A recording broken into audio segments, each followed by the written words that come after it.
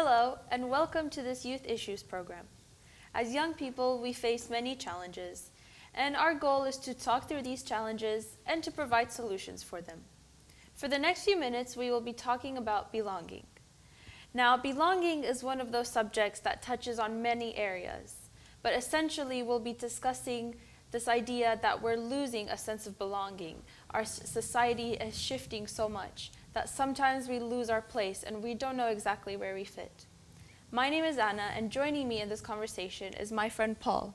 Hello, Paul, welcome. Hi, Anna, thank you. Thank you for joining me. Pleasure. Paul has been working with young people for a long time, so he's got a lot of stories to share with us today. So let's just begin. I want to ask you, what is belonging? Well, I suppose belonging is the ability to connect, but it's more than just connecting. It's having a deep sense that you fit somewhere, and you fit, and you, to use the same word, you belong there. And do you agree with this debate that we are losing a sense of belonging? Yes, I do. I think it's happened over a number of years, probably through the last century or so, as how society has changed.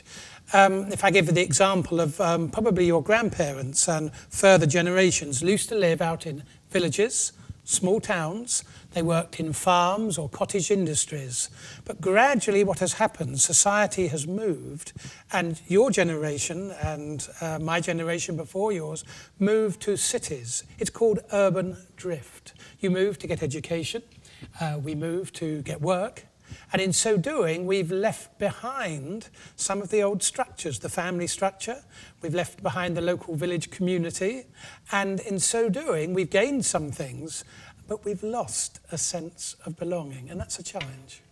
I can definitely relate to that. I've moved around a lot in my life, and we're far away from my extended family now, and I do miss that sometimes. Yeah. It's hard.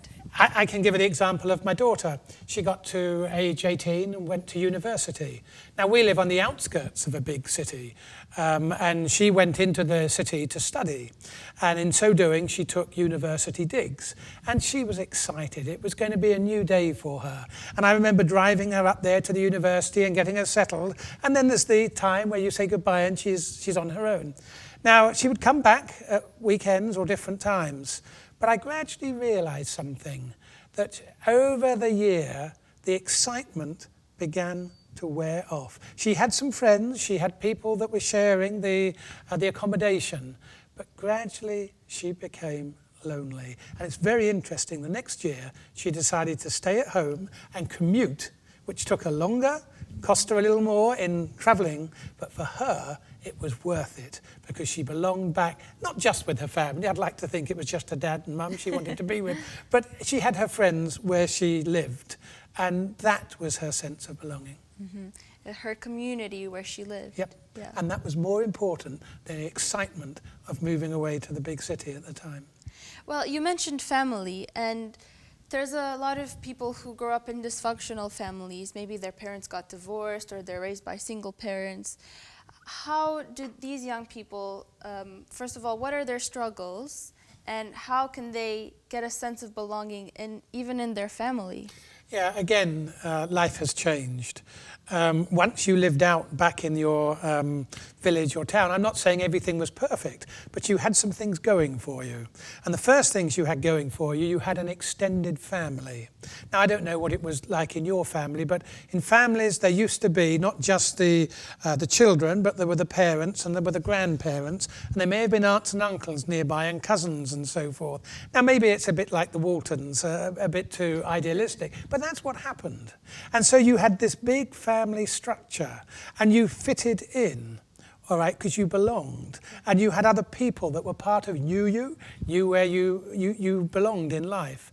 But gradually as you move, that's changed, and you've got your own family, but I doubt if you probably live with your grandparents to this day. It doesn't happen so much now. And aunts and uncles, no, they're away. So that's happened, and then you're right, society's changed, and now there was all many sort of family structures.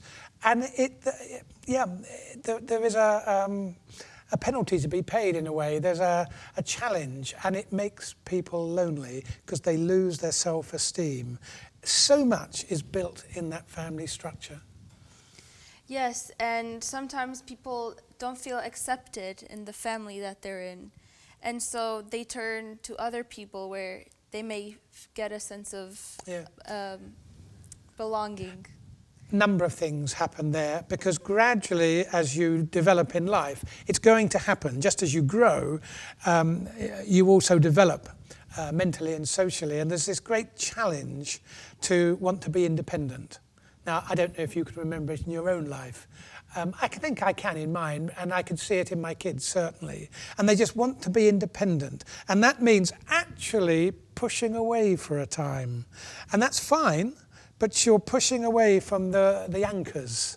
And in so doing, where are the new anchors? And that's hard when you're 14, 15, 16 to actually negotiate that pathway. And how important is it to find good anchors, good alternative anchors? Yeah, very important. I believe it comes in the form of people. I guess if I look back in my life, I can look back to somebody who, when I was about 16, 17, 18, became, we would call them a role model, a mentor or whatever, but somebody who became very important in my life, and somebody who helped mould me through the time where my parents, probably I'd kept them at arm's length. And yeah, we all need somebody. And of course, you've got to choose wisely, and you don't always, but finding the right people to help you walk that path. I was lucky, I think I did. There's a lot of young people who, for example, might join a gang because that's where they feel accepted and they're taken under somebody's wing. Yes. But of course, down the path, that becomes destructible. Yes. It's the sense of wanting to belong, and you belong to a tribe, you belong to a gang, you belong somewhere. You can see it in football, actually. You belong to your club, you belong to your team. You don't change your team, whatever happens, you stay with your team. Other things can change, but boy, you don't change your team. Yeah. You mentioned self-esteem earlier. How important is self-esteem in finding the sense of belonging? Yes, I think self-esteem certainly is very important. It's a sense of you're comfortable in your own skin and who you are. The trouble with many of us, we look for externals for self-esteem.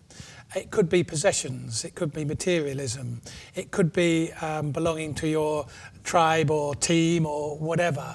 And if your self-esteem is only built in something else, if that's taken away, then you're in trouble. For instance, there's always going to be somebody who's better looking than you are. And if your self-esteem's only in your looks, as we get older and we lose our hair, then we're in trouble. If it's only in our possessions or our job, then we have a problem, because if you lose your job, where's your self-esteem? So self-esteem is being comfortable within myself and knowing I am valuable, I'm needed by somebody, I belong to somebody, and I have an inherent worth. And that feeling of inherent worth helps give you self-esteem, because you know who you are and what you are. So practically, how can you increase your self-esteem? It probably builds up within you, and I think it is actually one of the jobs of parenting, is actually to help share that self-esteem. It's not just about giving kids the newest toy. It's about helping them understand that they are important. I think you gain self-esteem also by actually not just being involved and looking inward, by actually looking outward. And you can gain self-esteem because you are valuable to somebody else, and finding ways of actually interacting with other people and helping other people too. It's not so easy to pin down, but you know, self-esteem helps us overcome a huge amount of hurdles. Do you think having a spiritual life helps to increase self-esteem? Yes, I actually do. In fact, I think it helps you very much indeed. We can say it is faith, having a spirituality, if you like. And it's certainly, you've got that feeling that, well, there is God there. And if all else may fail, God is there with you.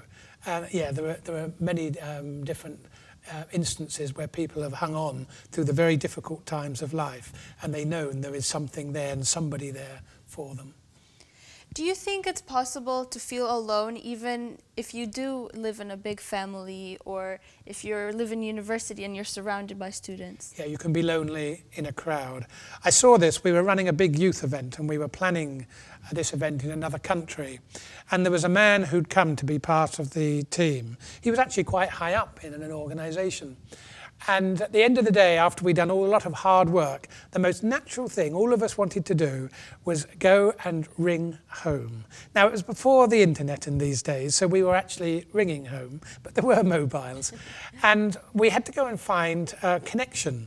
And where we were, there was only one spot somewhere around the site where you could actually get your signal. And so we all went off going to get the signal to ring home. And this guy afterwards, he looked at me and he said, you know what? He said, I've got nobody to ring. Oh. And it suddenly struck me, that's loneliness. There was something happening in his life at the time. He actually, I think, was going through a divorce. But he actually said to me, look, my kids have grown, they're out there doing different things. They don't need me at this time. And I've got nobody actually to ring. That's hard. Yes, it is. And I think a lot of young people go through that as well. Yes. Yeah. Yeah. How can, if there's nobody there for you, what can you do to increase your sense of belonging if you have kind of nowhere to belong? Well, there's always somebody there for you. Deep down, most of us will have some friends at some level somewhere. Now, some are closer friends than actually others. The trouble is we've let that drift as well. We've let relationships drift. Build relationships. Spend time. The more you spend time with other people, the more they will spend time with you as well. So where do you think social media kind of fits into all of this? Yeah, social media has its place. For today's generation, it's what they're completely used to. It's great. It does so much. But there are the challenges, because you can be lonely amongst social media, even with hundreds, or should I say thousands of friends on your social media site. Yeah. At the end of the day, they're just a line or a sentence. Belonging actually is deeper than that, isn't it? It's being involved. It's having a knowledge that somebody cares and somebody's there. That comes back to the spiritual side, actually. You know somebody's there and somebody cares. And that helps build the self-esteem. I like what you're saying, but a lot of people, a lot of young people now are born into this social media society, and that's all they know. And to them, it is a sense of belonging. Yes. So what do you think about that? That's okay, but I would say to you, it's probably only surface deep. Mm-hmm. And why not? Use social media. You can't go back. Society as it is. And it's very important. And yes, young people interact through social media all the time. But when the computer's switched off, or when at the end of the day that there is downtime or whatever, there is still that need to speak to somebody physically, to look somebody in the eye, to feel the warmth, to know there's a touch. That's important. A lot of young people, though, they just spend all day on their devices. They're glued to them. Get out there. There's a world to be discovered. And in actual fact, if I can come back to the thought of doing something for other people, you can Google this, but Google random acts of kindness. And you will find a huge amount of things out there of what people just try and do to brighten up somebody else's life. Giving flowers, giving a smile, helping somebody with their shopping, numerous things. Get involved in a charity. There's many charities out there, both at home and abroad. Get involved in doing something, giving something to somebody else. And funnily enough, you actually gain yourself as well. But it needs that decision.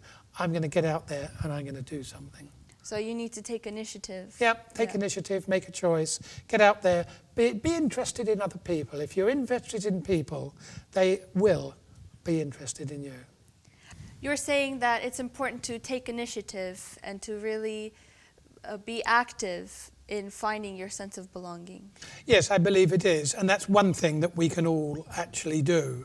But there are deeper levels, and I don't want to downplay that as well, because sometimes people can get medically lonely, they can get depressed, and that's something that is clinical and is serious and needs to be dealt with professionally as well. On that level, people would love to be able to snap themselves out of it, but I don't think it's that easy always to do that. Do you think that where we are in society now, where is our world going? Are we going towards an even worse place with an even lonelier future? Is it time to go back to our traditional ways of doing things? It's almost like, is the glass half full or half empty? And it depends how you want to look at that. The world is going to advance. We're going to get more and more technological advances, and we wouldn't want to be without them. None of us would want to go back pre-computer days and just have the typewriter and nothing like that. None of us would go back to that. And yet, at the same time, it's probably, there is a human challenge that is happening at the same time. And yes, I believe we may need to look back to our roots to find our esteem in a highly technological world. Do you think that's already kind of happening? I'm just thinking about people who play video games, and there's these video game communities where you literally have money and your house and everything, but it's all virtual. Yeah, and that's done in many things as well. You can play chess online, you can do all sorts of different things with other people online. And so that's a way of doing it, and why not? But still deep down for some people there's that worry that they're going to come home at night, they're going to come home from their job or their college or their university, they're going to close the door, and apart from the computer, they're not going to speak to anybody else until next morning. And that affects both, I think, young and old alike as well. You just mentioned young and old. Do you think there's a big gap between the young and old generations these days? Yes, there is. And yet, deep down, we're all the same. We all crave the acceptance and the need for a human relationship. But there is a generation gap. It's been there for many years. But yeah, we perhaps lost this in society as it grew. Do you think this generation gap is causing us to be more lonely? Yes, in one sense, I think it probably is. Today's world is probably based around people being young, your age. As I am now getting older, today's society, older people are not valueless, but they are probably not as valuable as they once are. But let me put that one back to you. How do you see that? I have to agree with you. At university, we studied ageism, and there is, like you said, value put on young people these days. And a lot of times old people are overlooked, or in care homes, they're even abused. Yes. And I think it has to do with the technological advances that have happened so recently and so fast. Yeah. So our grandparents, they're still kind of in one era, and we're in another era. So sometimes we don't know how to bring them together. We also see it in the media as well. You get people, and you read it about on the papers and so forth, and the news, but presenters, and they get through their 20s, 30s, and they get to their 40s and beginning to get a little older, and suddenly there's a great need. It's either to look younger again by having cosmetic surgery of one shape or form, or you're finding that they're actually having their contracts terminated to find a newer, younger presenter. And that can be lonely too, can't it? Yes. Because what happens? You lose your self-esteem. You've lost your worth. Yeah, it's a lot going on, isn't there? And I think what we forget is that we're all going to get old one day. Yes. So I think we should treat older people with more respect, because we will be there one day too. Absolutely. Yeah. And in fact, go talk to some older people at some point. You will find a wealth of stories, of experience, of interest, and you will find there are things that actually are more up to date than you will ever realise. And boy, they want someone to talk to too. So we, in this way, if a young person goes to visit an older person, the younger person who's feeling lonely has a companion, and so does the older person. Yes, most certainly that's actually true. Yeah. That's great. Is it possible to belong to more than one group or place? Oh, it most certainly is. I think all of us do that. We come in and out of various different, not just relationships, but different aspects of our life. I don't know if you've ever seen the circus juggler, and he will have a pole and some plates, and he spins a plate on a pole, then he moves down the line, spins a plate on the second pole, spins a plate on the third pole, spins a plate on the fourth pole, then rushes back and the first one's beginning to wobble. So he does it. Have you seen that happen? I haven't seen it live, but yes, okay. I know the idea. And we're all doing that. We're all busy spinning plates. And it's great. And when you're young, you spin more plates than most people. You've certainly got more contacts than you will ever have at any other time in your life. And my guess is you're spinning your social plate, your study plate, your work plate. There may be a sports organisation plate. There might be a church plate. There's certainly the family plate. Whatever you're doing, you're spinning all these plates. Suddenly, at some point, one of the plates begins to wobble or fall. And it often happens with relationships. Unfortunately, we take relationships for granted. Okay. And it could be family, it could be husband, wife, boyfriend, girlfriend, partner, whatever. And we get to the stage sometimes where something else gets more important, and we take it for granted, and that plate begins to wobble and fall. So to answer your question, yes, we can have multiple belongings, but it sometimes comes to a crisis where something begins to wobble or fall. And the question is, what do you then do? So what do you then do? Yeah, it depends how important it is to you. You've either got to cut out one of the other levels, or you've got to spend more time spinning that plate. And yeah, we often, it's the family plate, the relationship plate. Now, I happen to be a Christian. It could be your relationship with God that you take for granted too, and let that fall. And then there are consequences when that happens, and those consequences can lead you to be actually lonely and can lead to depression at times too. I want to ask you, from your childhood until today, through your adulthood, where do you belong? I've never had a sense that I didn't belong. And I have to give, praise my family, I guess, for this, and give them, say thanks, well done, because I knew I belonged to a family. And I've always joined sports clubs. Now I'm getting older now, but I always joined sports clubs, or I joined other organisations, and I knew I belonged somewhere. So currently, where do I belong? My family. I'm very fortunate. I have a loving wife. I have 2 kids, grandchildren now as I've got older. And I'm important to them and they're important to me. So I belong. I've got some good friends. I've also got different organisations that I belong to. And personally, I have my church. And that gives me the sense of, I belong. Can I ask you, if a young person came to you and said, Paul, I'm struggling with my belonging. I don't know where I fit in. What are the top 3 pieces of advice that you would give them? Well, I think the first advice is they've done the right thing by recognising that they have a problem. And I actually think God created us with a need to relate to other people. So I would say make a priority of what is important to you. And if relationships are important to you, spend time in building up those relationships with whoever it may be that's important.